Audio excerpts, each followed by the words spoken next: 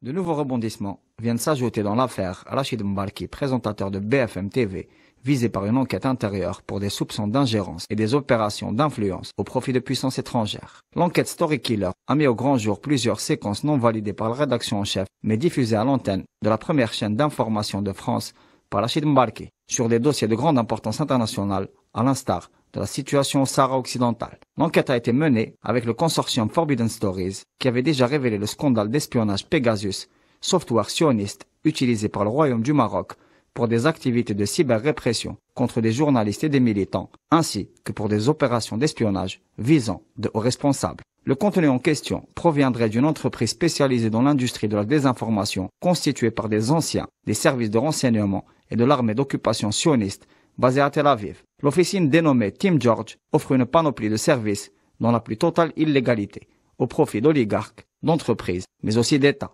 Opérations d'influence via création de faux comptes dans les réseaux sociaux, fabrication de faux documents, production de contenu audiovisuel à vocation de désinformation. Et la liste est encore longue. Ces mercenaires de la désinformation sont spécialisés dans la manipulation des opinions publiques et auraient déjà interféré dans des dizaines de processus électoraux, orchestrant de véritables opérations d'ingérence à grande échelle que l'entreprise sioniste revendique ouvertement. À ce propos, le patron de l'officine s'est vanté à des journalistes de Storykillers de sa possibilité à faire passer des sujets sur les chaînes françaises. BFM TV a enclenché une audit interne pour enquêter sur ces graves faits d'ingérence au profit du Maroc et de l'entité sioniste.